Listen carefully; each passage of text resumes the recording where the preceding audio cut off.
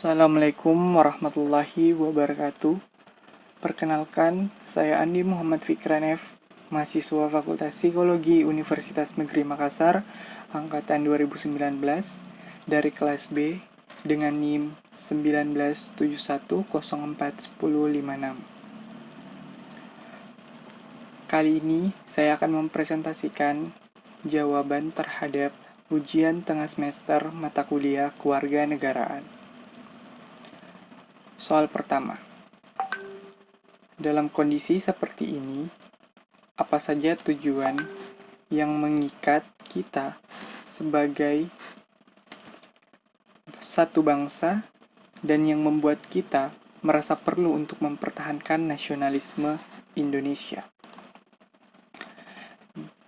Dalam soal ini, terdapat 3 hal yang membuat kita memiliki tujuan yang sama.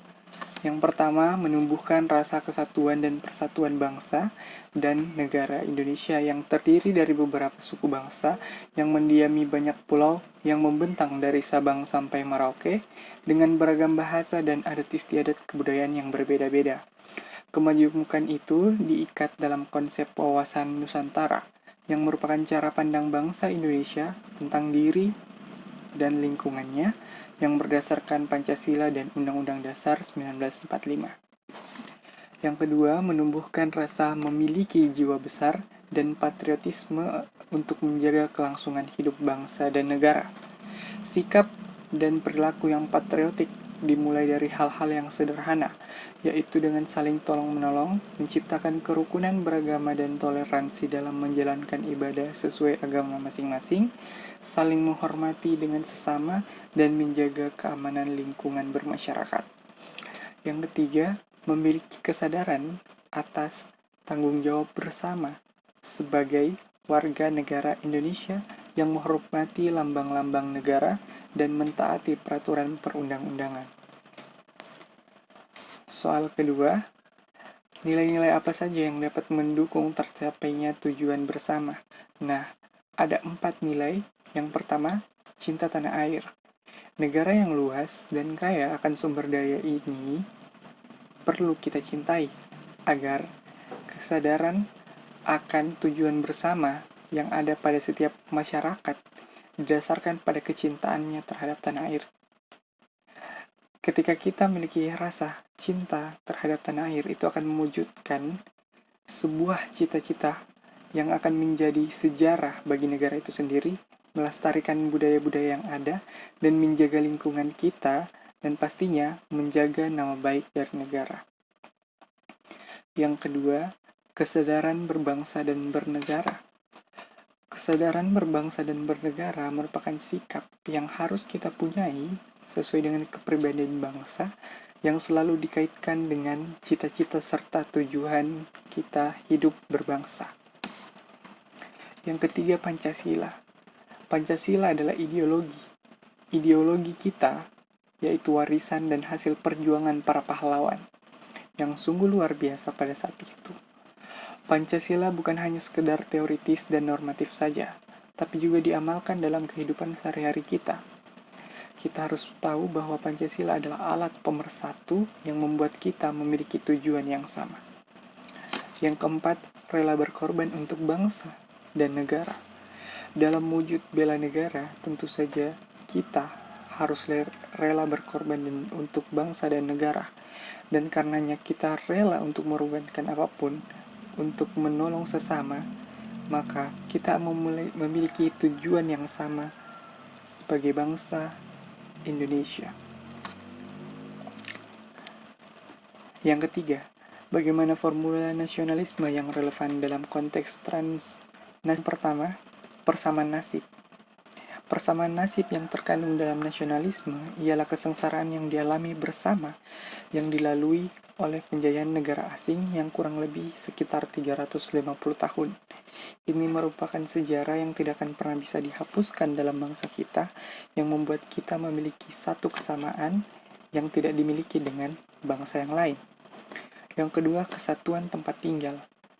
Ialah wilayah Nusantara yang berada di Sabang sampai Merauke. Merupakan wilayah yang sama yang kita tinggali, yang sudah mempunyai teritori kenegaraan. yang tentunya berbeda dengan negara yang lain. Dan yang ketiga, cita-cita bersama guna mencapai kemakmuran serta keadilan sebagai sebuah negara. Nah, cita-cita ini sudah dijelaskan panjang lebar di soal nomor 1 mengenai bagaimana kita mempunyai cita-cita atau tujuan yang sama. Nah, yang keempat, adanya keinginan bersama demi mendapatkan kemerdekaan serta terlepas dari penjajahan bangsa asing. Ini adalah keinginan turun-temurun yang akhirnya tercapai pada 17 Agustus 1945 di mana pada saat itu bangsa kita berhasil untuk mendeklarasikan kemerdekaannya. Nasionalisme memainkan peranan penting dalam kemajuan suatu bangsa. Seperti yang tadi saya bilang, rasa cinta tanah air yang dalam akan memunculkan rasa rela berkorban dan berusaha melakukan yang terbaik untuk negaranya. Untuk itulah, bagaimanapun makna yang kita tanamkan terhadap nasionalisme, berubah secara redaksi bagaimanapun, asalkan kita mampu untuk menanamkan rasa cinta tanah air terhadap nasionalisme, itu sudah cukup. Sistem kewarganegaraan, dui kewarganegaraan mampu untuk mengancam yang namanya rasa nasionalisme seseorang.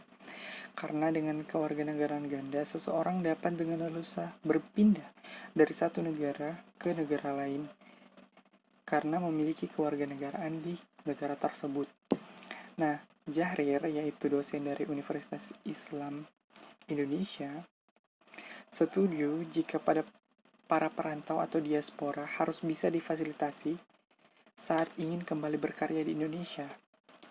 Namun menurutnya, tidak bisa dijamin juga mereka bisa benar-benar setia terhadap Republik Indonesia tanpa adanya penanaman ideologi yang kuat terhadap mereka setelah mereka berada di luar negeri dengan waktu yang cukup lama.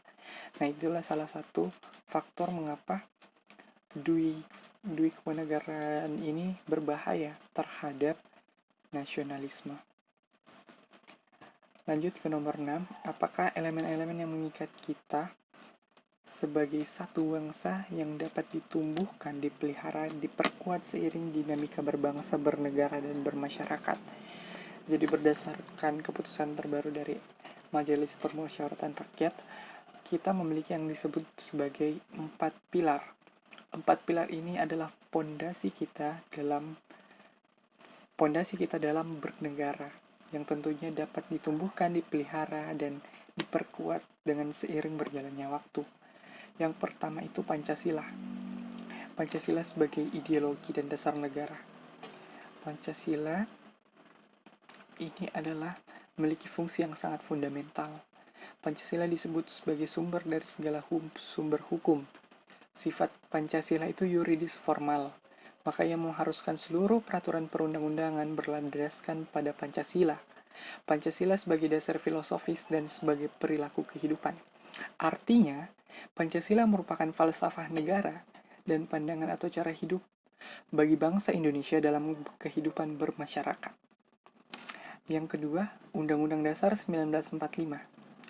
Nilai-nilai luhur Pancasila tertuang dalam norma-norma yang terdapat dalam pembukaan dan batang tubuh Undang-Undang Dasar 1945.